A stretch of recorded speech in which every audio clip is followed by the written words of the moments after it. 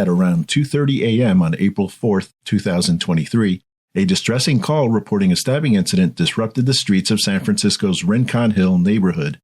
Rushing to the 300 block of Main Street, police found Robert Lee, a 43-year-old tech executive, lying on the ground with apparent stab wounds. First responders and medical personnel did everything they could to save him, but their efforts were in vain, and Lee tragically succumbed to his injuries. The news of his death spread like wildfire, causing shock and sadness not only in San Francisco, but across the nation. The question on everyone's lips was, who killed Bob Lee? Was it a random attack, or was someone out to get him? Join us as we dive into the disturbing case of the murder of tech innovator Bob Lee.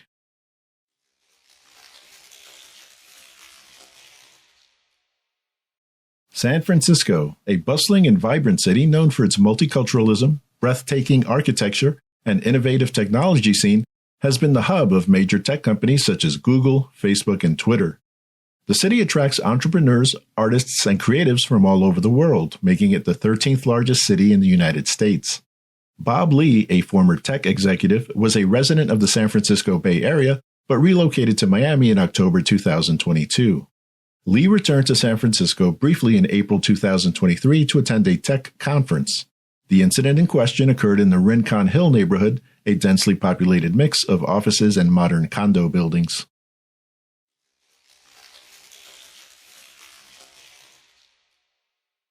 It did not take long for the 43-year-old Bob Lee to become a prominent figure in the tech industry. While working for Google as a software engineer, he wrote large parts of the Android operating system. Since then, Bob has made a name for himself as Square's former chief technology officer. In addition, he was a key player in developing the Cash App mobile payment service. Most recently, he served as the chief product officer for MobileCoin, a cryptocurrency company. Bob bought a 4-bedroom residence in 2018 for $2.6 million, where he lived with his family. He later sold the house for $4.4 million in July 2022 before moving to Miami in October of the same year. Although Bob and his wife Krista were no longer together, they maintained a strong connection. In fact, both relocated to Florida to be near their 2 children.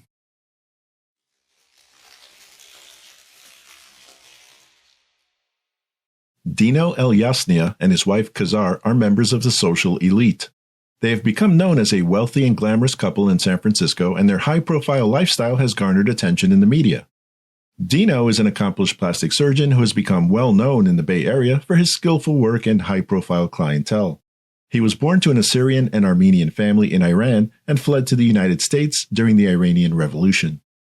Dino has been practicing medicine in the Bay Area for over 10 years and has built a reputation as one of the most skilled, board-certified plastic surgeons in San Francisco. In addition to his impressive medical career, Dino has gained attention for his glamorous lifestyle with his wife Kazar. Kazar is also an Iranian immigrant who came to the United States as a child. The couple resides in the luxurious Millennium Tower in San Francisco, where units can run in the millions of dollars, and they enjoy breathtaking views of the city. Despite keeping a lower profile than her husband, Kazar has been lauded for her compassion and generosity towards others. In a 2020 interview with Haute Living, Dino couldn't help but praise his wife as one of a kind, passionate, brave, and intelligent, who is always looking for ways to help others, whether it's packing bags for the homeless or shopping for gifts for underprivileged families.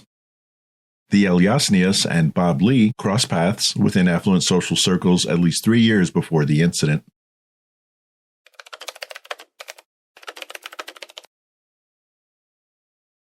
This story begins in the mid-afternoon of April 3, 2023. Recently released court records reveal that Bob, his close friend, a resident, and Kazar had gathered in an apartment and had been drinking since at least 3:30 p.m. At some point in the evening, Bob decided to return to his hotel room and invited Kazar to leave with him, but she declined. Bob and his close friend then left the apartment. Several hours later, at around 12:30 a.m., Bob left the hotel with his friend. According to the court documents, he visited Kazar's condo at the Millennium Tower alone, arriving at 12:39 a.m. Then, at around 2:35 a.m., a 911 call was made in which the caller screamed, "Help, someone stabbed me." 14-hour copy. There's a male screaming help, saying someone stabbed me. He is not giving a 20. This is a cell phone site location. Advise he's bleeding out. Medics are around code 3. Unit back. 1756. 365 Main, across of Folsom and Harrison. However, that's a cell phone site. We're still waiting for an exact 20. He is outside on the street. According to a statement by the San Francisco Police Department, officers responded to a call at 365 Main Street regarding a stabbing. Upon arrival, they found Bob Lee lying in the street and unresponsive. He was bleeding profusely from apparent stab wounds to his chest and hip. Officers rendered aid and summoned medics to the scene before Bob was rushed to San Francisco General Hospital. He was later pronounced dead. The national news outlets picked up the story of Bob's death, raising questions about whether it was a random act of street violence or if there was a deeper, more complicated motive behind it.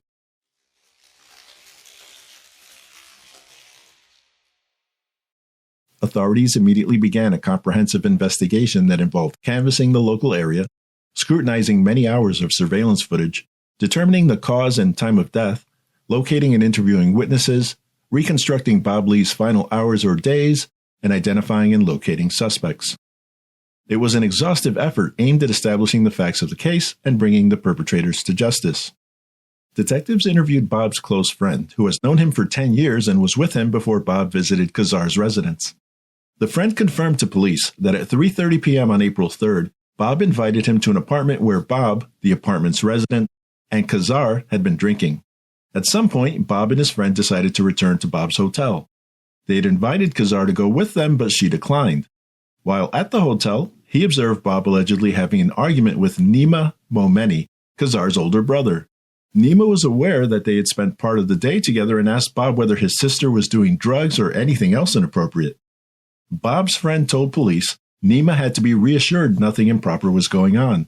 When asked by police whether Bob and Kazar were having an intimate relationship, Bob's friend claimed he didn't know, but that her marriage seemed to be on shaky grounds. Court records show that police obtained surveillance video from the Millennium high-rise. Footage shows Bob entering Kazar's building at 12:39 a.m., but he found Nima also there. According to the charging document, building camera footage shows Bob and Nima entering an elevator and then Nima's white BMW at around 2:03 a.m. They were the only occupants in the vehicle. The video shows the BMW drive to a dark and secluded area. Both subjects exited the car and stood on the sidewalk for approximately 5 minutes. Nima then made a sudden move toward Bob before returning to the BMW and leaving at a high rate of speed. In surveillance footage, Bob can be seen struggling to stay on his feet as he seeks help nearby. Bob called 911 from his cell phone before collapsing at the Portside Apartments. An autopsy was conducted by Dr. Ellen Moffat, who stated Bob had been stabbed 3 separate times, once at the hip and twice in the chest. One of the chest wounds penetrated his heart, causing his death. Court documents indicate authorities found a text message on Lee's phone that was sent from Kazar's phone shortly after the stabbing. It read, "Just wanted to make sure you're doing okay, because I know Nima came way down hard on you, and thank you for being such a classy man, handling it with class. Love you, selfish pricks." On April 11th, police discovered blood spatter on both sides of the sidewalk on the 400 block of Main Street and found a silver and black kitchen knife with a 4-inch blade, suspected to be the murder weapon, in a nearby parking lot. This crucial piece of evidence brought the investigation into the murder of Bob Lee closer to resolution.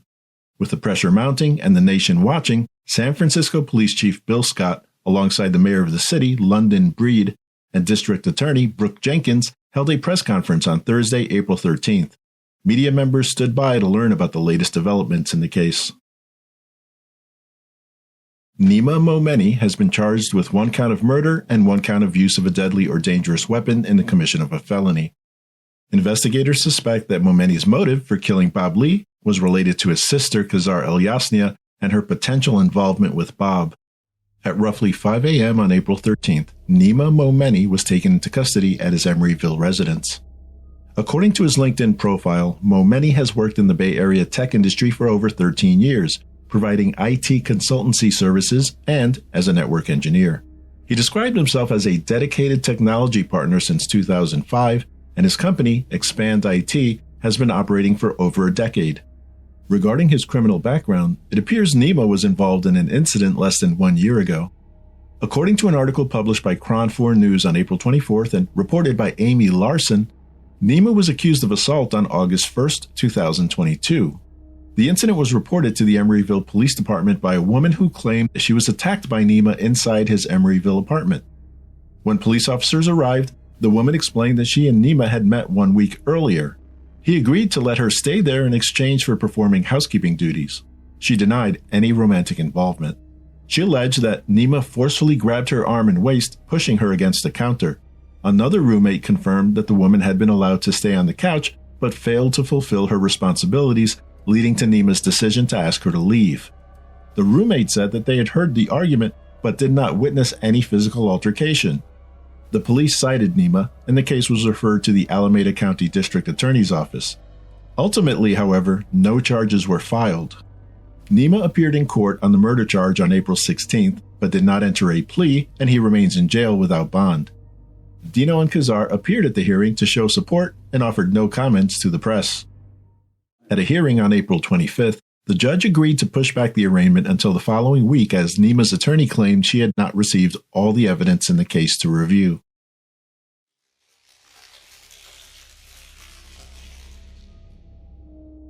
According to an article published on April 24, 2023 by the San Francisco Standard, stunning revelations rocked the San Francisco community and added a layer of intrigue to the case. The article claims that a source familiar with the case revealed Bob and Kazar visited the apartment of a suspected drug dealer just hours before his death. The article further states the apartment Bob and Kazar visited belongs to a man convicted last year for possessing a controlled substance with the intent to sell. Court documents revealed that during 2 police raids, authorities discovered several party drugs including GBL, nitrous oxide, MDMA, and LSD. Prosecutors have described the apartment's resident as heavily involved in drug trafficking. Paula Canny, the defense attorney for Nina Momeni, stated, "We are actively investigating the background of the conduct of all the parties for the 3 or 4 days before the incident. A common theme that I'm seeing is heavy illegal narcotics use." The article further states that according to Kazar's friend Samira Kuzovic, Kazar may have had a concerning frequency of drug use. This alleged drug use reportedly raised concerns among her brother and caused strains in her relationships with friends. Samira added that despite dabbling in the party drug scene himself, Nima tried to safeguard his sister from potential issues related to drug use. She explained, "He was always playing big brother, always looking after her." Tarani Ipakji, who was close friends with Bob and knew Kazar, said she believes they met around 2020. Their relationship appears to have been romantic, she said. When Ipakji warned Bob that Kazar was married, she claims Bob said, "It doesn't seem like it matters to her because she's flirting with me." Ipakji also said Bob liked to party. He liked to, unfortunately, do a lot of drugs, but he was the sweetest guy ever. He always had this light around him, she said. Bob Lee's father, Rick Lee, shared similar sentiments. In a Facebook post, Rick stated, "I just lost my best friend, my son Bob Lee, when he lost his life on the street in San Francisco. I moved to Mill Valley, California with Bob after his mother died in 2019, and we recently relocated to Miami in October 2022. Life has been an adventure with 2 bachelors living together, and I'm so happy that we were able to become so close these last years. Bob would give you the shirt off his back. He would never look down on anyone and adhered to a strict no-judgment philosophy. Bobby worked harder than anyone and was the smartest person I've ever known. He will be missed by all those that knew him. Thank you to those who have reached out in support," he said.